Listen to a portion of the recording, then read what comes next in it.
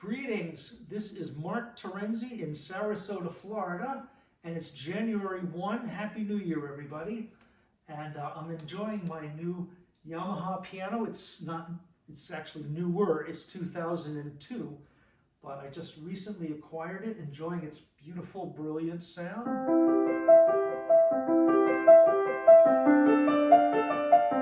And that is Bach, Prelude, J.S. Bach, Prelude in C major, BWV 846, and I selected it because it's a piece that a lot of students can play. It's not that tough to acquire the notes in it, and here are some tips to help your performance dramatically improve. So first, I find when I'm learning a piece of music, I sometimes will stop after, I'll get some passages that are not too difficult, and then I'll stop when there's a problem. For example, between measures 4 and 5, there's a shift in the position.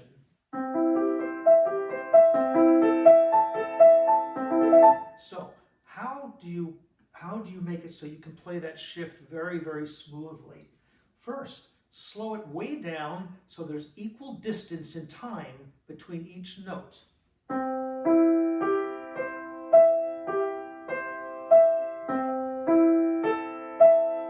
That gives you time to set up the shift, and don't just go on once you've done that. Practice it at least 4 or 5 times, because so much of piano playing is about muscle memory. So you just got to train these guys to do what you want them to do.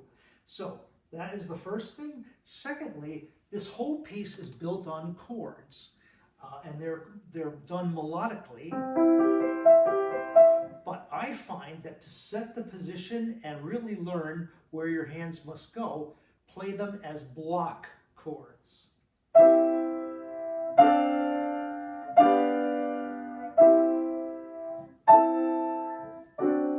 All right, and so those two things will really help give you an even, smooth performance. The next few tips that I have for you are musical rather than technical or timing. Most importantly is find out where there is dissonance and then where there's consonance. So what do those terms mean? Consonance, notes that go together easily on the ear, and that would be a chord, a 3-note chord like C major, C, E, G, or F, or G. Pieces in C major, key of the people. But then you must find the dissonance. And in Bach's time, a 7th chord would be a dissonance, because if you separate it, the bottom note and the top note is a 7th. And if you invert it to the G and the F to a 2nd, the F and the G, those are definitely dissonances. So here's the principle. Crescendo to the dissonance and decrescendo or relax the volume to the consonants. And that will create a wonderful world of color for you. So, also other 7th chords. This one, G, B, D, F, is on the dominant on the 5, the 5th note of the scale. You have many that are on the 2nd note. C, and it's and also diminished chords. Diminished is 3 successive minor thirds, and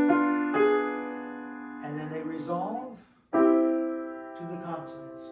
Okay. Next principle: whenever you have a scale in the music, follow the line of it and phrase that scale. Either crescendoing, that's a new verb that I made up, or decrescendoing. And next, generally speaking, the higher the pitch, the more volume you give. And as you come down, you decrease the volume. That's a general principle, and which is not always true and not always applicable, but it's 75% of the time. It's a good rule of thumb.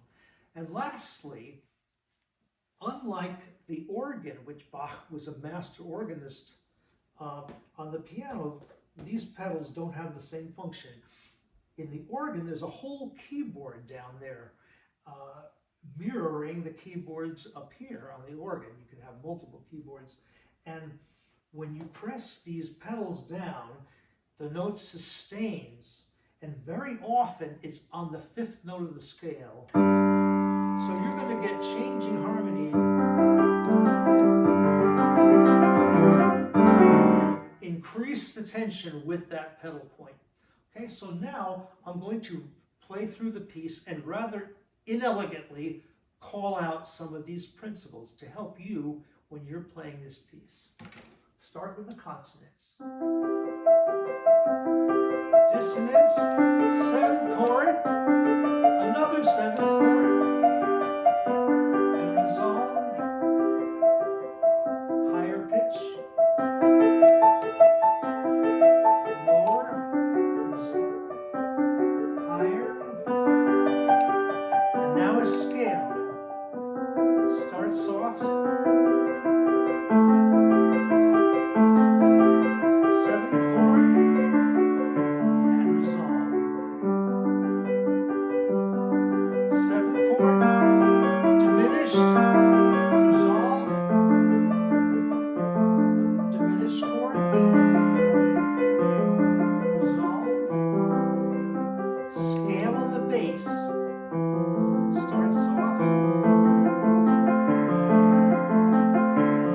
down to 7th chord, resolve, another 7th, another one, scale in the bass,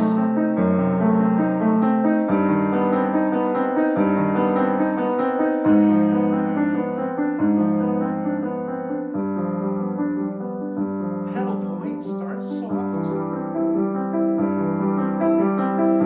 listen to the G in the bass, increase, and the climax.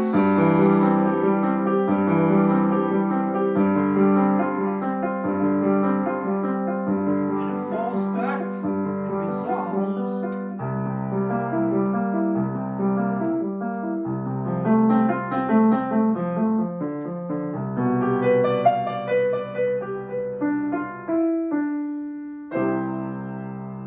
And there you have it, Bach's beautiful Prelude in C.